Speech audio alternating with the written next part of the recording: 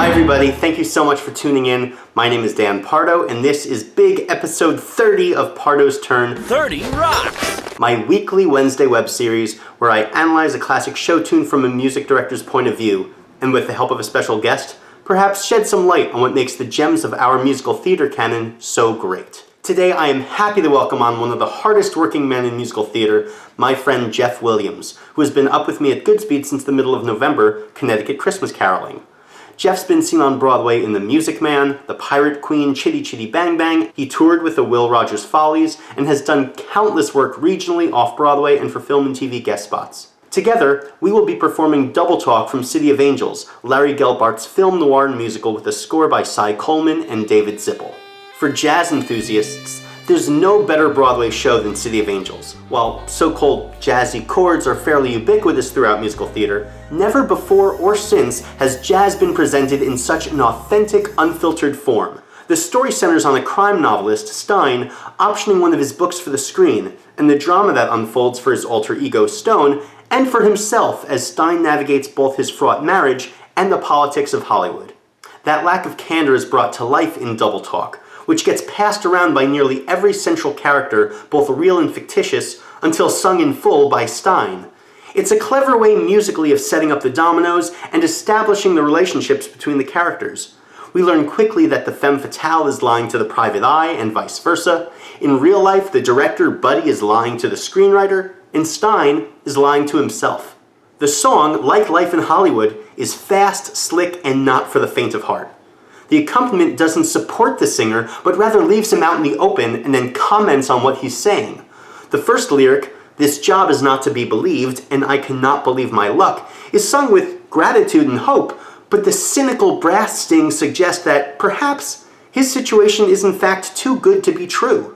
When singing about his director, Buddy, he says that he's a, quote, candid stand-up guy who doesn't sugarcoat his comments. But in each of those two phrases, the melody outlines a diminished seventh chord. Candid stand-up guy, sugarcoat his comments. It's probably the most unstable, volatile assortment of pitches in Western music. Cy Coleman is telling us that everything he just sang was untrue. Even the guy's name, Buddy, is literally not to be believed. But at least for now, Stein is blinded by the bright lights, swept up in the glitz and the glamour. In the straightforward bridge, now with regular jazz comping and a walking bass, Stein lays out his dreams for the future, which he believes are about to be realized.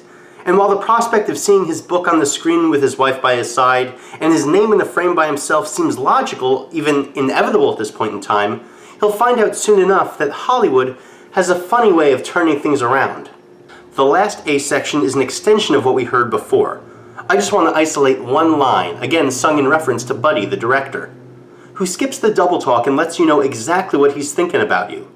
Okay, so logically, that melody would be straightforward and earnest. Oh no. Diminished arpeggios, chromatic everything. This second line G is sung as a G sharp, a G double sharp, and a G natural in the course of just 3 measures. Not only is it one of the most notoriously difficult melodies in musical theater, what Cy Coleman and David Zippel have created is literally musical double talk, where the lyrics are saying one thing, but the music is telling us the exact opposite. It's brilliant, and it lets the audience know to buckle up, because what they're about to experience is, as Stein aptly suggests, is going to be a lot of work and lots of fun. Hey Jeff, thanks so much for coming on. This is a Pardo's Turn first. I actually lost all my footage with Jeff a couple days ago after my SD card broke. So I'm extra appreciative that you took the time to do this all again. We're going to do it again and make it seem spontaneous. We've been here for a month or so. Your 4th time at Goodspeed? My 4th time at Goodspeed, spanning 30 years. Wow. And it's funny because usually when we're at the Chester space, that's the time to develop. And you are coming in year 2 of a Connecticut Christmas Carol, and things were, I mean, there are some changes, but things are pretty locked in, whereas last time, you were here for Rags. With Rags, and it was very much a new production. Different every day. So tell us all about what that process was like. But the funny thing is, we're here this time for 7 weeks on the show, and start to finish, rehearsal performances. And on Rags, I mean, it's the main stage, so it's a longer contract, but we had the 4 weeks of rehearsal in the studio, and then we had 3 weeks of previews where things kept changing. Oh, wow. So we had 7 weeks. I mean, this whole contract was just what we rehearsed last time. So. That was it was a thrilling experience to be with writers, to be with people like, Charles Strauss and Stephen Schwartz and Tommy Thompson, and our director Rob and Parker, who I adored, our choreographer. And they're continuing to develop it. You just did a reading. We did, the night before we started rehearsal here, we did a reading in the city. And more changes to it. And if anything, it seemed a year later to be more timely, which is a good and a bad thing given your politics, sorry.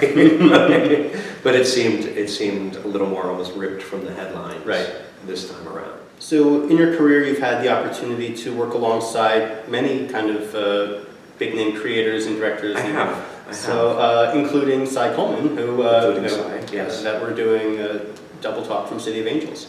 So one of your career highlights was being on the road in the first national tour of Will Rogers Follies. Yeah. What was that experience like, both to audition for it and to work with Cy, if you did? To audition, it was a long process of auditioning, going through the various phases of working your way up to the people who really get to make the final decisions. Do you remember roughly how many audition calls there were to get there? Well, the interesting thing is that I got cut fairly early on. Oh, really? Yeah, but I was determined that this was my job, and they had another open call, and I showed up.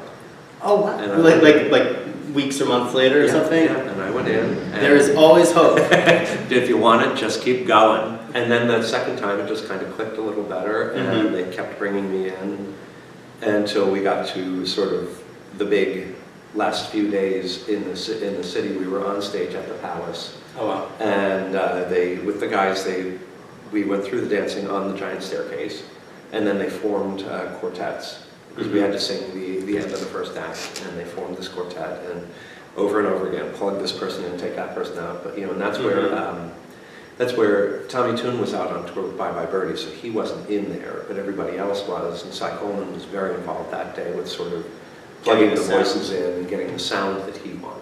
They seemed to have fairly quickly settled on me for the top and my friend Abe on the bass part, and then they kept changing the two voices in between us.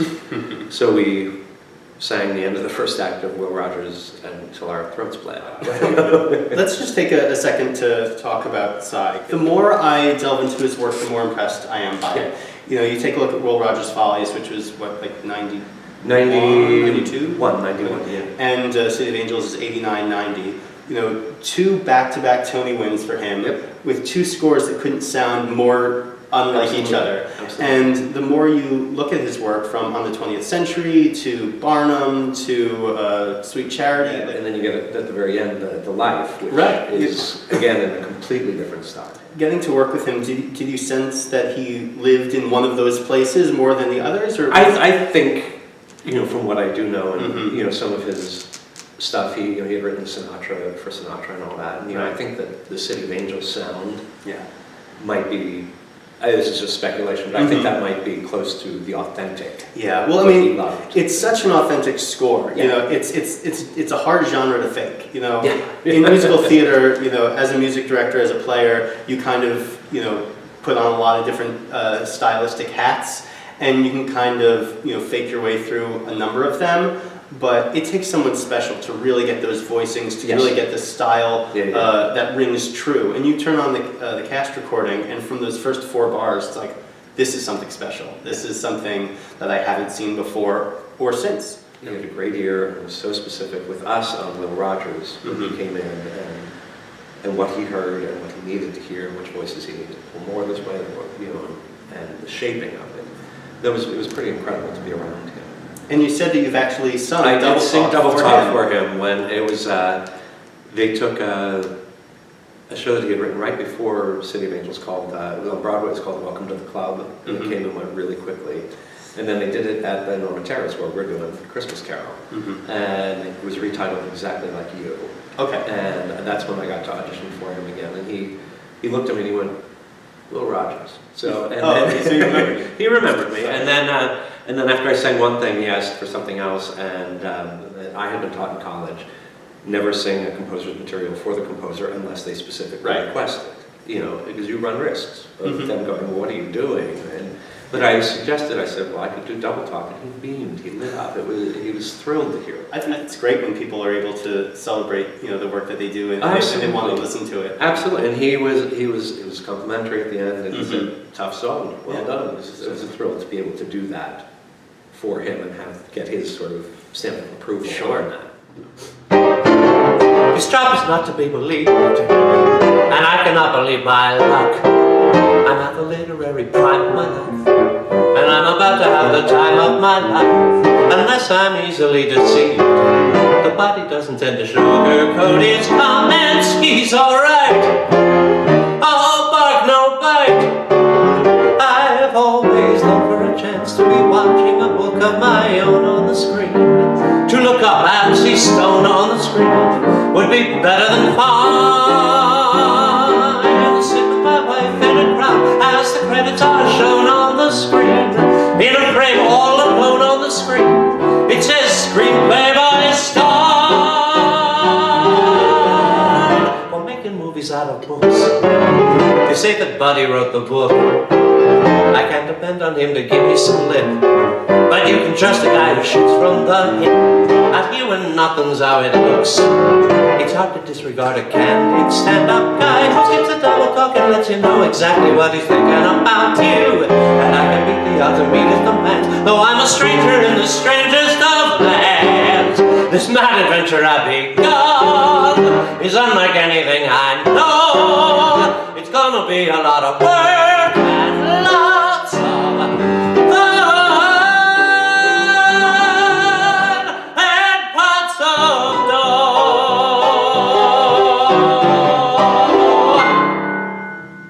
So you've swung twice on Broadway, is that right? 3 times. 3 times, There's okay. Music Man, Chitty Chitty Bang Bang, and Pirate Queen. Okay. And then if you include, some people include Christmas Carol at Madison Park, Broadway, I did that for 6 years and was a swing there as well. Wow.